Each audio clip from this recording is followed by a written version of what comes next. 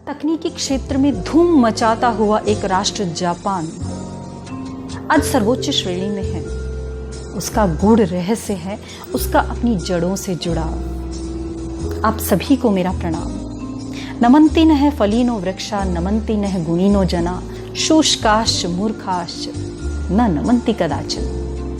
गुरुत्वाकर्षण हमेशा नीचे की ओर खींचता है। इसे सीढ़ी से उतरने की प्रक्रिया अवतरण के रूप में देखा जाता है जो महापुरुषों से जुड़ा हुआ है। एक प्रश्न उठता है कि क्या हम महान बन सकते हैं?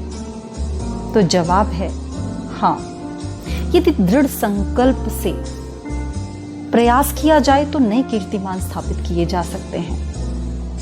बस हमें आवश्यकता है जामवंत की, क्योंकि हम सब में हनुमान की भांति असीमित शक्तियां विद्यमान हैं, किंतु हम उन शक्तियों को भूल चुके हैं। यदि मानस पटल पर उसे दोहराया जाए तो हम भी इतिहास के रचयिता बन सकते हैं। मेरे बचपन में उपनिषद होता था। मैं अपने माता पिता, दादी माँ, अग्रजों के साथ बैठकर सीखती थी, जो आज संस्कार के रूप में मेरे लहू के कतरे कतरे में विद्यमान है। आज 21वीं शताब्दी के साथ हमें फिर से वही उपनिषद करना होगा। प्राय कहा जाता है कि फास्ट फूड की दुनिया के बच्चे बड़े फास्ट हो गए हैं, जो समय की मांग के अनुसार होना भी चाहिए। किंतु डिप्रेशन जैसा भयावह शब्द तामसिक कुटिलता और कुंठा को लेकर आता है। ऐसे में श्री राम के वंशजों को चाहिए कि धैर्य के साथ उसका सामना करें और मर्दन करें। सौरज धीरज तेहि रथ चाका, बल विवेक दृढ़ ध्वजा पताका, सत्यशील दम पर हित घोड़े, दया क्षमा रज कृपा से जोड़। यदि इन गुणों को प्रमुखता देते हुए हम प्रयास करें तो कम साधन होने के पश्चात भी विश्व विजेता बन पाएंगे। और ऐसा हुआ भी है। मंगलयान मिशन मंगल में विश्व इतिहास रचने वाला हिंदुस्तान पराकाष्ठा को प्राप्त कर चुका है। ऐसे ही हिंदुस्तान में रहते हुए हमें भी स्वांतः सुखाए और अहेतुक की भावना को जन्म देना होगा।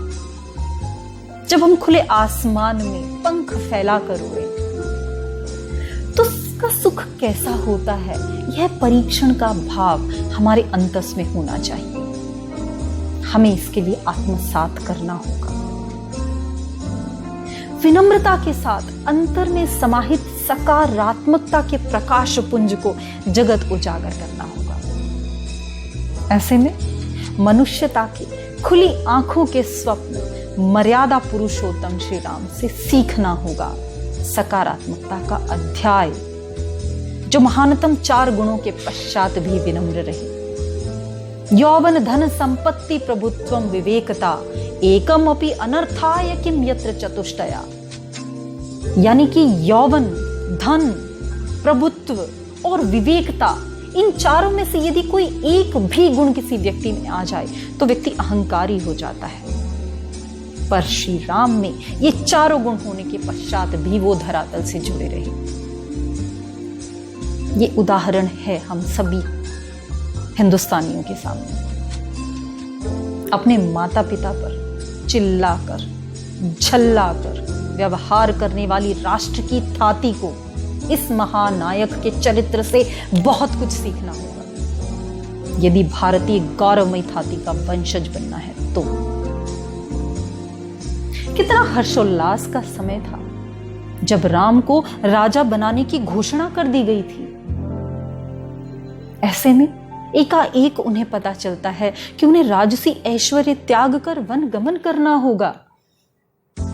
मां कौशल्या समीप आकर पूछती है, पुत्र क्या हुआ?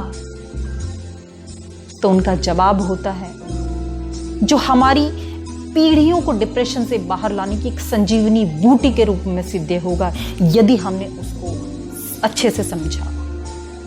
पिता मोहि देहि कानन राजू, जहां सब भांति बने मोहि काजू। श्री राम कहते हैं कि मां राम को अयोध्या का नहीं वन का राजा बना दिया गया है। जहां पर वो भिन्न भिन्न प्रकार के आयोजन कर पाएंगे। यानी कि एडवर्सिटी में भी अपॉर्चुनिटी को तलाश करने का ये चैप्टर हमें इस अध्याय से सीखने को मिलता है।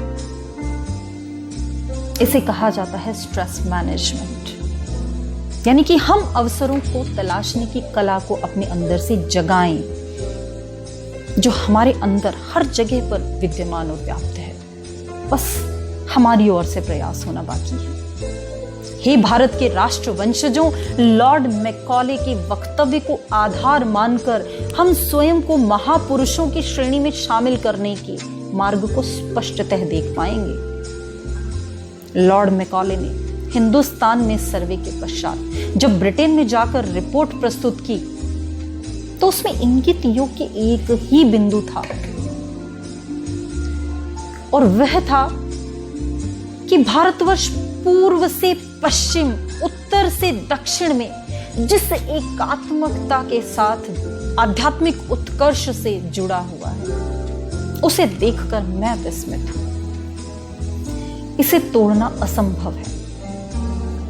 एक चीज से उनको नष्ट किया जा सकता है, वो है इंफीरियॉरिटी कॉम्प्लेक्स, यानी आत्महीनता का भाव। बस इसी भाव का दांव उन्होंने खेला और चारों तरफ हलचल और खलबली मचा दी। महात्मा गांधी के साथ साथ स्वतंत्रता की यज्ञ वेदी में आहुति देने वाले वीर महापुरुषों ने हमें गर्त में जाने से तो बचा लिया, किंतु संघर्ष अब भी बाकी है। हमें स्वयं के लिए, स्वयं के उत्थान के लिए अपने उसी पुराने आत्मविश्वास को वापस जगाने के लिए स्वयं से युद्ध लड़ना होगा, और वो आत्मविश्वास से युद्ध जीतना भी होगा। We have to prepare ourselves for winning the wars, not only the battles.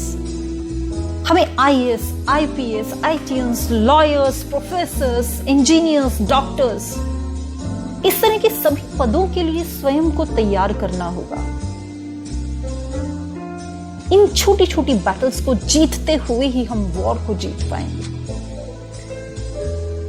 हम इसी तरह से अपनी मंजिलों को पाकर अपने आप को महान से महानतम की श्रेणी में ला सकते हैं। हमें एक्सीलेंस को जर्मिनेट करना होगा। आओ हम सब आत्म परिवर्तन के लिए तैयार होते हैं और हिंदुस्तान को गौरवान्वित करते हैं। फलक को आदत है जहां बिजलियां गिराने की, मुझे भी जिद है वहीं आशियां बनाने की। क्यों ना एक ऐसा आशियां बनाया जाए खुद से युद्ध को जीतकर। अंतिम पंक्तियों में बस स्वयं को तैयार करने के लिए प्रेरित करने का प्रयास करती हूं कि द्वंद्व कहां तक टाला जाए, द्वंद्व कहां तक पाला जाए, द्वंद्व कहां तक पाला जाए और युद्ध कहां तक टाला जाए। तू भी है राणा का वंशज, फेंक जहां तक भाला जाए। अपने आप को तैयार करें। भविष्य के गर्भ में बहुत सारी ऐसी चीजें हैं जो होने वाली है। आप सभी को हर परिस्थिति में स्वयं को मजबूत रखना है। आप जब ताकतवर होंगे तब हिंदुस्तान ताकतवर होगा। धन्यवाद। प्रणाम।